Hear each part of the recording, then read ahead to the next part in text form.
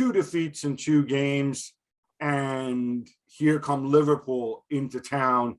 The runners-up last season in the Premier League and, of course, in the Champions League. And then what does Erik ten Hag do? He throws us a curveball. He shows us that he has, as Vince McMahon might say, tremendous intestinal fortitude, drops his skipper, Harry Maguire, drops Luke Shaw, drops Fred, and of course drops Cristiano Ronaldo, and they go out there guns blazing. And I think they really stunned Liverpool, especially probably in those first 20, 25 minutes. Yeah, definitely. I mean, in the build-up to kick-off, you're right. It almost felt like a perfect storm. Fans not happy, protesting about the Glazers, not happy about summer recruitment. Obviously, results haven't gone well. Bottom of the table for a brief period. And then on top of that, Ten Hag makes 2 massive decisions. Well, 4 if you include Luke Shaw and Fred, but drops his captain, Harry Maguire, and Cristiano Ronaldo. And it was one of those nights that felt that if that had gone wrong, you wouldn't have been able to forget that. That would have stuck with Erik ten Hag for a long time if that had gone wrong. But it paid off. They were fantastic, particularly in the first sort of 15, 20 minutes, as you mentioned, and scored that goal. And from there, the belief and the confidence just seemed to seep back into a team that seemed devoid of it at Brentford. They seemed absolutely rock bottom 9 days ago at Brentford. And that one goal, that one moment from Jadon Sancho to put them in front just seemed to energise the entire team. And it carried them all the way through the 90 minutes. And, a fantastic result for Erik ten Hag and one that he desperately needed. Yeah, I think even before the goal, for me, it was that run that Rashford had where he then hits the base of the post. It almost seemed like a foreshadowing of what could happen. Since I've already made one 1980s reference, let me make another one. It's kind of like that Billy Joel, I'll walk away a fool or a king. Because obviously Erik ten Hag has a contract and whatever, and people are going to give him mitigating circumstances.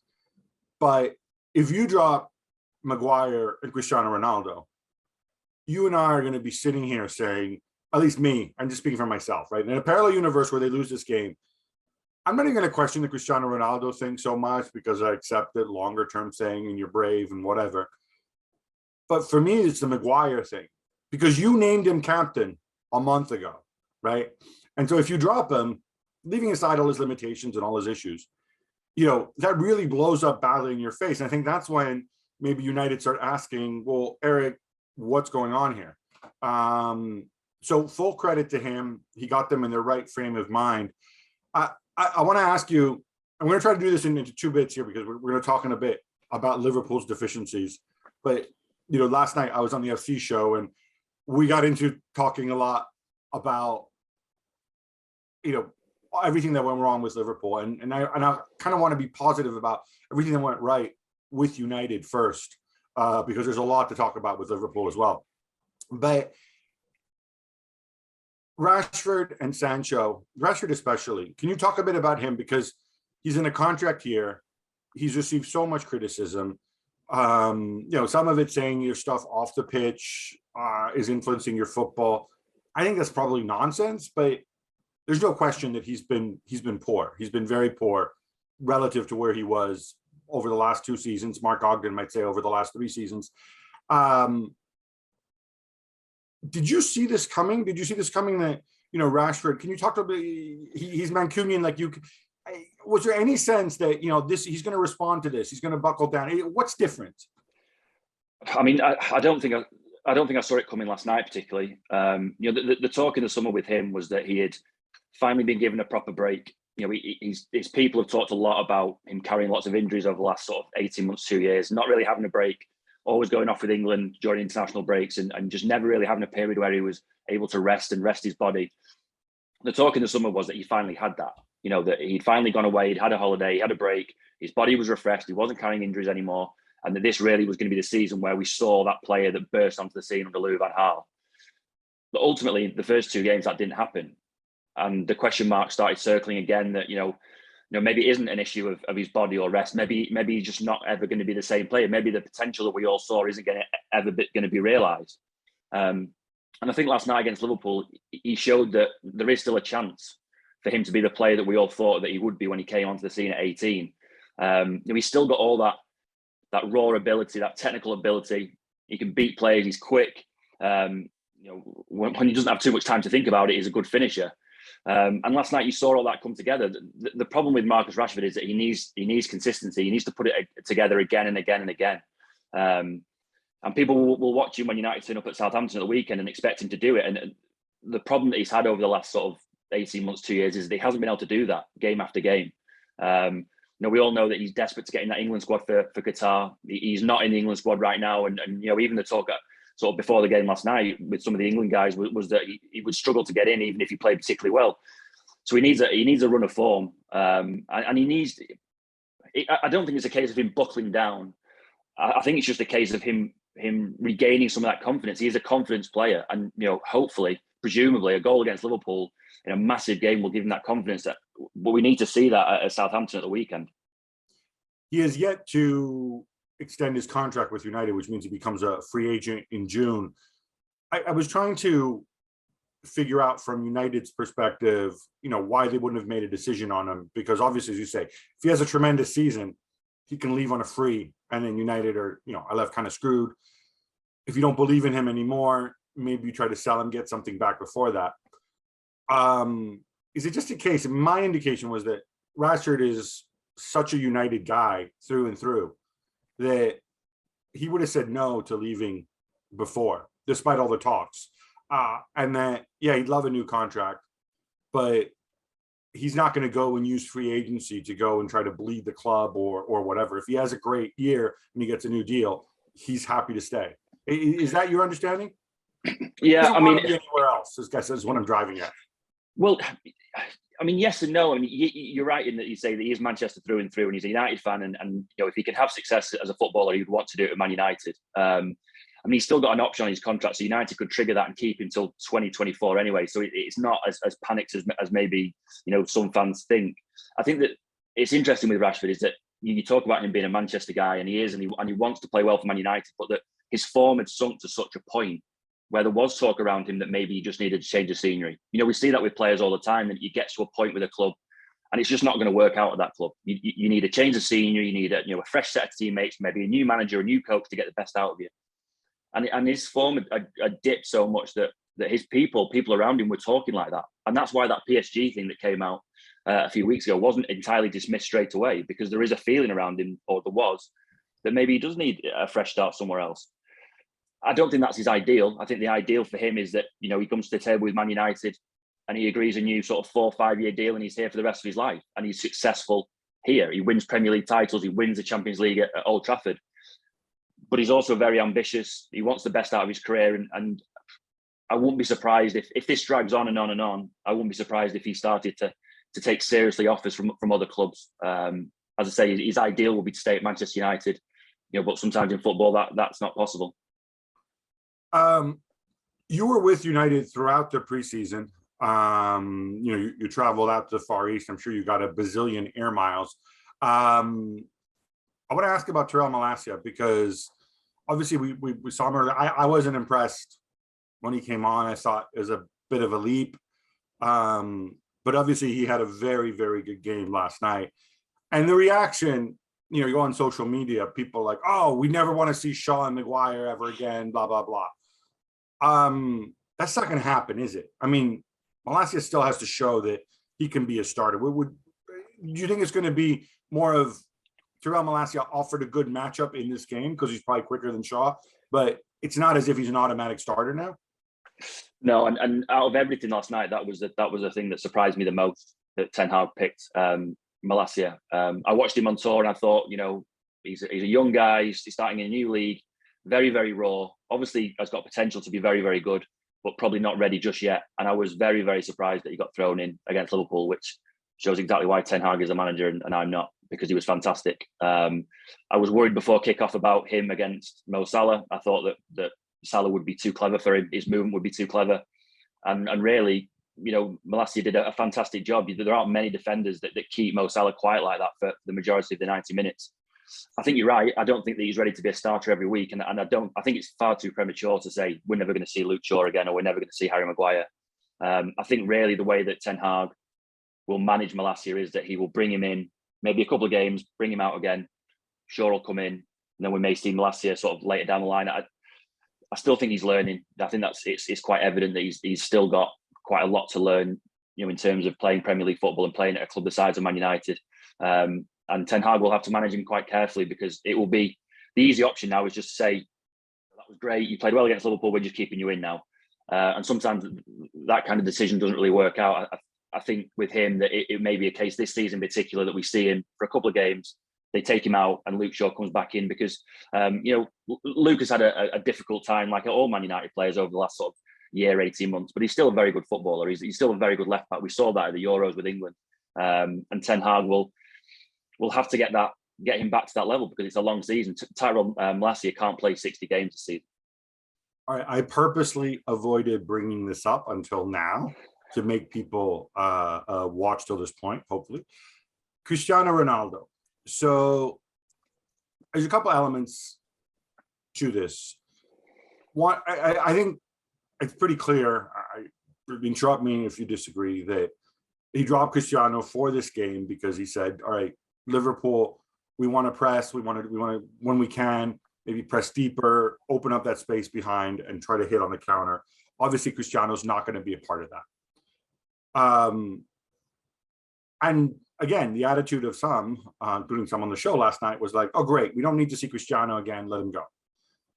That said, the way United played, this was what, 29%, 28% possession at home against the Liverpool side, missing 7 or 8 players. Obviously, this is not what Erik Ten Hag was brought in for, right? I appreciate you counterattacked really, really well last night. You defended stoutly, intensity, whatever. I don't need Erik Ten Hag to do that. I can get, any kind of defending counter guy. So this is not how Ten Hag wants to play kind of writ large. And you can say he doesn't have the players for it and so on. Just before we get to Ronaldo, just in terms of the style of play, this is not what Ten Hag wants to do, right? Is that fair to say? Even against other big teams, he wants to be able to take the game to them, possess the ball, movement and press.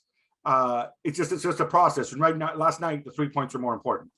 Exactly that. He doesn't want to play like that, or we're led to believe he doesn't want to play like that. And actually, last night it was a little bit of a throwback to those games under Ole Gunnar Solskjaer. Solskjaer built a counter-attacking team, and his best results, he got great results against Liverpool and City, Pep Guardiola in particular, because he built a counter-attacking team that did it very, very efficiently.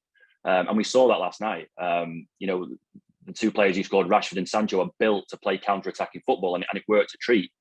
But I don't think that's how he wants to play. Like you say, Ten Hag has been brought in to dominate football matches. He did that at Ajax. He wants to play a possession-based game where he's on the front foot the entire time. And I think he'll be delighted with the result against Liverpool last night. But you're right.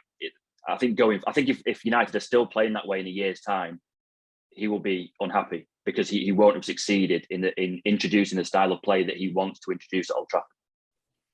All right, so let's go back to the Ronaldo issue. Obviously, he's 37 years old. He's not getting any younger. He's going to want to play. I think it's an open secret that if there's the right club comes along, he's going to want to move. It's Champions League football. We know what the hurdles are. One is he's got a year with an enormous contract that very few clubs in the world can afford, and those clubs that can afford him, most of them, possible exception of Real Madrid. I keep throwing this out there, but Real Madrid have said no, so whatever. Most of them don't want him because he doesn't fit their project, because they want younger players, whatever.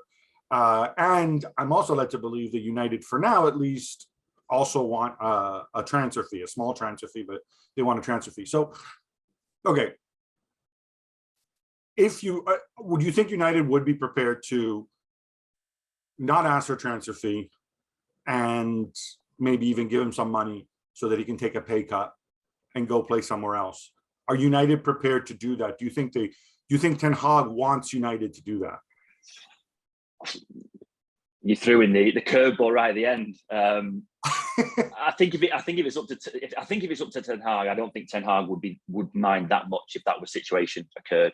Meaning it's what Ten Hag wouldn't mind, so like he'd be happy with that. I think another striker though, or would he be like, all right, I'm okay with Martial and Rashford? Yeah, I mean, from Ten Hag's point of view, I think there are 2 issues there. One is his attack. He hasn't got enough attackers, and Cristiano Ronaldo is one of the greatest goal scorers we've ever seen, and you need his goals in that team.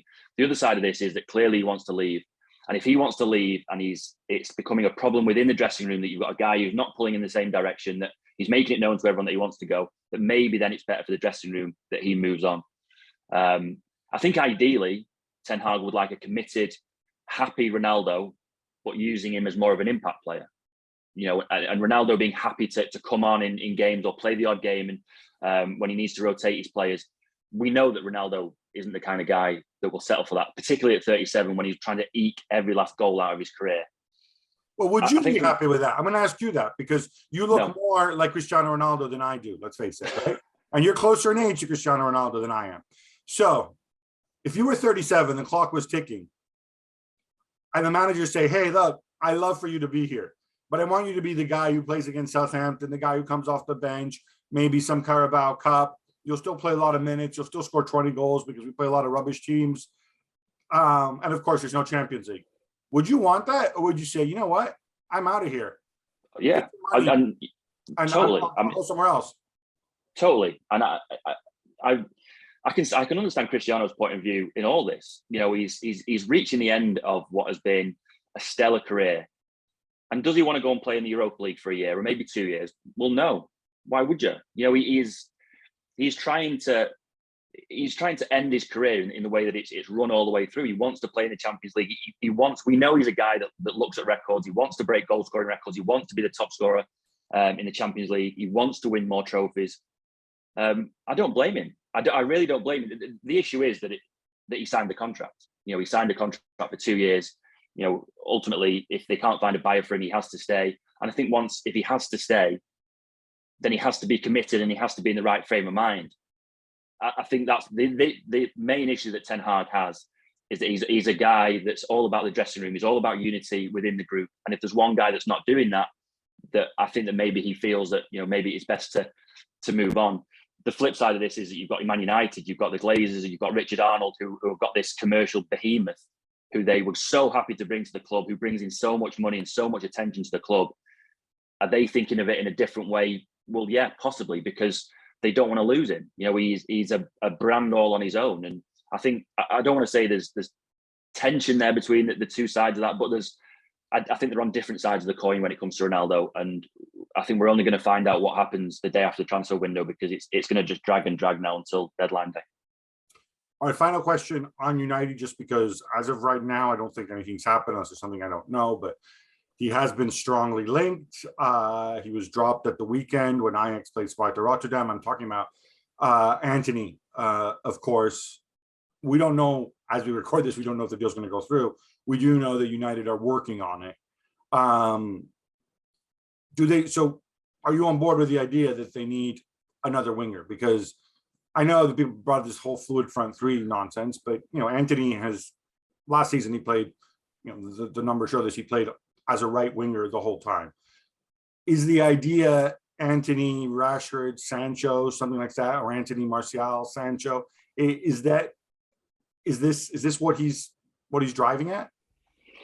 Yeah, I mean, he certainly wants another winger. Whether that turns out to be Antony or not, it will depend on whether they can negotiate a fee with Ajax. I think what's happened with Ten Hag is that he's been spooked a little bit by the injury to Anthony Martial. That he said in the summer that he was happy with his players. It's not a case that he doesn't feel he's got enough quality up front. He's happy with Rashford. He's happy with Sancho. He likes Martial. But he was worried even then that one injury would get you into the bare bones pretty quickly. And we saw that right at the start of the season with the injury to Anthony Martial, that, Martial gets a hamstring injury, he's out for 2 weeks, and suddenly you're playing Christian Eriksen as a false nine in a position that he's not played for the best part of a decade. And obviously it didn't work out. And I think he's been a little bit spooked by that, particularly because he's looking at a season that could end up being 60 odd games. You've got a tough Europa League campaign. You really need to go deep in some of the cup competitions. You can't throw away the Carabao Cup. And I think he just wants more options. I think the problem with Antony at the moment is that they thought that might be a deal that they could do relatively, not cheaply, but relatively easily. And Ajax have sold enough players this summer already to say, well, we don't need any more money. If you want to come with a ridiculous offer, we'll talk to you. But until you come with that offer, we're not bothered. And I think that's the territory that we're in right now, that United are considering whether to go to sort of 100 million euros. And if you speak to anyone that's watched Ajax or Ajax fans, they don't think that Antony is a 100 million euro player right now. There are other options. seen them linked with Christian Pulisic and Cody Gakpo at PSV Eindhoven. So there are other options. I just think that Ten Hag feels he needs more options. I think he feels that he's not deep enough in those attacking areas, and obviously there's still a question mark over Cristiano. So I just feel like he feels like he needs more depth. Yeah, no, I'm totally on board with that. In fact, I go so far as to say that even if Cristiano stays, you need, whether it's a winger or a proper center forward, so that, you know, if it's a winger, then you get Rashford and Martial at your front too, and you live with that. And then if Cristiano stays as well, but I think you definitely need that. In fact, I'd even go winger and a target man for certain situations. Yeah. I know we saw the whole Arnautovic fiasco, but I'm sure you can find somebody else. All right, let's move it on to Liverpool, because the Liverpoolosphere was they were just apoplectic last night. It's obviously been a poor start to the season. The first 2 games, they had 2 draws. It wasn't great. I think statistically, worst start to the season in 10 years. That said, my first instinct, amidst all the negativity, and I'll be the first to come out and say, so Salah had a quiet game. Van Dijk was terrible by his standards, in fact, by most standards. And Trent Alexander-Arnold showed his defensive issues. That said, you're playing Joe Gomez, who's probably, for my money, your 4th best central defender, because Matip and Konate are out. In midfield, where I've said all along that they've been short because Wijnaldum's never been replaced, you're playing James Milner, who I believe is older than you. Is that right? Possibly. maybe slightly younger, unfortunately. So, you know, you're playing James Milner, you're playing Henderson. And again, Henderson is a somewhat different role because he's obviously playing centrally. He's dropped Fabinho, and you have Harvey Elliott, and it's still United. It's still Old Trafford. That is a lot to take on board. You know, it's easy to say, okay, no Fabinho, no Thiago, but also no Jones, no Naby Keita, no Alex Oxlade-Chamberlain. So you don't even have those options to go and change things. Should you want to change things? Should you need, you know, a little bit of extra energy? Should things not be working out? And then, of course, up front, no Darwin Nunez, I know Diogo Jota. I'm kind of willing, if this were a court of law, I'd say those are mitigating circumstances. I would look at this and say, yeah, Trent can have a bad game. He's had bad games. Van Dijk had fewer bad games, but he's going to have bad games occasionally. In the end, if I send these guys out and they're not as good as my regulars, it's entirely possible that people are going to make mistakes and we're going to get caught on the break and we're not going to get back into the game. Hey, do you see it that way, or is there a deeper problem here? No, I would agree entirely with that. I mean, the list of players that they were missing is massive, and it's not just kind of, you know, fringe players around the 11. It's players who we've started at Old Trafford. You know, it's still very early in the season. That there are obviously going to be sort of teething problems, whether the group has been together for years or, you know, only a couple of months. There's always teething problems for teams at the start of the season. It's about finding your rhythm, and it's not always easy as just saying, right, go. You know, the start of the season can affect different teams in different ways, and particularly when you've got an injury list or an absentee list at Liverpool, it's very, very difficult. The one issue that I would have raised is that after the Fulham game, the opening game of the season, Jurgen Klopp questioned whether his players were ready. He sort of questioned their attitude and whether they'd been mentally prepared to play. He didn't go as far as saying that last night, but there were Liverpool fans who were leaving Old Trafford saying, "Oh, it's the same." You know, they weren't ready, they weren't prepared. I know Jamie Carragher said something similar on TV during his commentary, and if that's the case, then that is a worry. You know, that's more than just having lots of players absent, because if you've got players who aren't ready for a game at Fulham 2 weeks ago, and then have gone and done the same thing at Old Trafford in a huge game with the eyes of the world on you, then that is an issue. And Jurgen Klopp was asked about that after the game last night and kind of played it down and said, no, the attitude was fine. It was about, you know, not really having the quality, and we've got all these players missing, and that's the reason we lost. And that's fine. I can understand why he doesn't want to bring more heat onto a team that's already feeling a little bit of criticism. But there were Liverpool fans who were inside the ground last night who saw a lot last night, a lot similar to what they've seen against Fulham. And if that is the case, then that is a worry. That's something that needs to be fixed very, very quickly. Did you explain why Fabinho didn't start? he just said it was a squad decision. He was asked specifically about Fabinho after the game. He said that they've got 5 senior central midfielders and you can only pick 3. It was a selection issue. Nothing more than can that. I just jump in there? And I love Klopp, but why do your managers do that? I don't know. You can say squad decision, okay, but it's fine. Like, let's all pretend that they're all equal, right? Let's pretend that, your Maserati is just as fast as my smart car. It's not. Fabinho is a starter. Fabinho was a fundamental part of Liverpool's success last season. If you bench him, it's not just a squad decision. It's either because he has a knock, it's either because he's going through a rough patch, or it's some sort of disciplinary issue.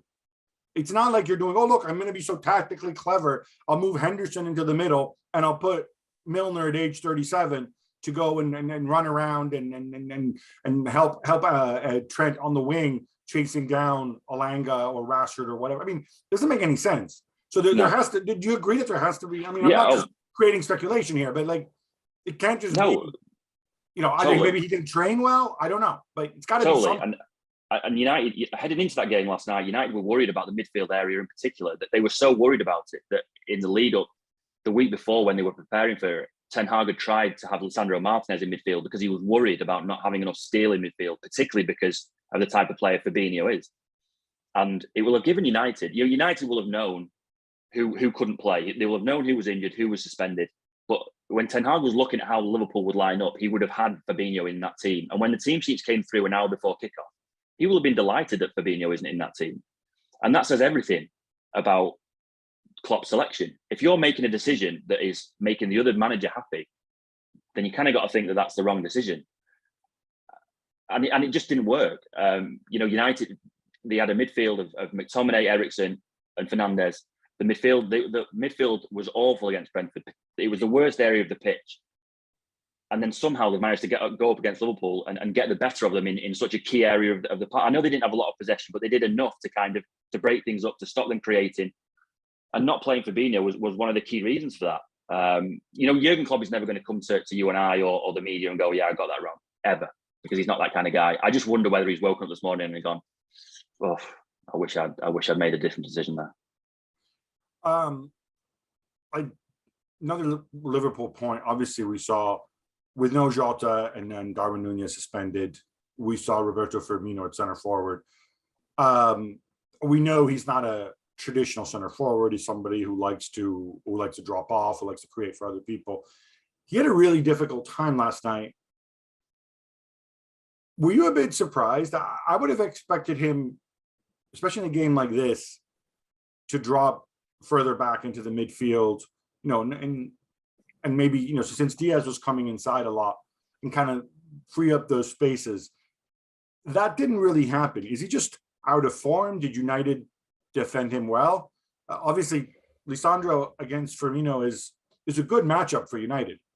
Yeah, it's important to give Martinez some credit because he's had a difficult time, particularly after Brentford, and I thought he defended very well, particularly against Firmino, in that he was happy to sort of nip into midfield and nip in front, and he wasn't scared about breaking out of the back four and trying to win the ball, and it takes a lot of courage and confidence to do that, and he did it fantastically. The one thing I did think when I watched Liverpool, and obviously I tend to watch Man United more than I do Liverpool, but when I've seen Liverpool play, that front three, whoever it is, whether it's Diaz, whether it's Jota, whether it's Salah, seem to work like clockwork. You've got guys sort of drifting inside and other guys drifting into their space, and the whole thing just looks like silk. And that didn't really seem to happen last night. It seemed a bit more stunted, that you had Salah receiving the ball, looking up and not really seeing options. You had sort of Diaz collecting the ball, looking up and deciding to go inside or deciding to go wide. It just didn't seem to click as I've seen it click so many times before. And I don't know whether that's just because it's the start of the season and they're trying to find their rhythm, or some of them are just woefully out of form. But it's the one thing that you when you watch Liverpool, you just, it feels like there's nothing you can possibly do to stop it. The movement, the touch, the technical ability, you just have to stand and go, that's incredible. And it just didn't seem to be there last night. And that is partly due to Man United, the way that they defended, Lisandro Martinez in particular. I just think it's a form issue. I just think they need some confidence and self-belief. And I just think that shows in football that, you can win almost everything there is to win in football. You can have a great season last season, But footballers are confidence players, and when you have a difficult start to the season, when you draw the first 2 games, it can be difficult to kind of re-energize yourself and gain that confidence. I just think Liverpool are missing a little bit of that at the moment. All right. I'm so glad we were able to talk about football and not talk about incidents. I don't mind talking about controversy, but there weren't many. There was one, and it ties to Bruno Fernandez, who, by the way, I mean, this goes back to maybe the fact that as a very young player, despite being a talented number 10, he wasn't treated like it. So he's kind of come up the hard way. And, rarely do you see a number 10 who also brings the amount of defensive intensity, of what you might call spithousery to the game. He's just a warrior, right? Which you don't often see with guys like that. And I thought he was tremendous last night, especially off the ball, even though obviously can't approve of him diving. But I wanted to ask about the incident after Liverpool goal with him and Mohamed Salah. This is a pet peeve of mine. So he's already been booked for diving. And I know that it's United's kickoff, and I've had people on social media telling me, well, he was just picking up the ball and then Salah jumped on his back. The reality was he wasn't. He was trying to break the rhythm. It's what, when you play football, you're taught to do. And, normally the other guy comes over, the referee comes over, you drop the ball. With him, it kind of continued, and then it went on, and then he pretended he had a boo-boo in his eye and all this stuff. I mean, do you agree that if he hadn't already been booked, he would have gotten a yellow card there? I thought it was very, very risky for him to do that. I was... Yes? Like you say, yes, it is. It's very, yes. Because you're right. You see these guys hit the ball at the net, the guy comes over and they let it go pretty easily, and the game restarts. I want to point this out, right? It's true that it's United's kickoff, right? No question about it, right? So even if Salah gets the ball and sprints to the halfway line, he's not getting any real advantage because, United can still kick off whenever they please, right? But equally, you're clearly getting into the way of what they want to do. You're clearly trying to, it's clearly a wind up followed by the shot in the back and forth.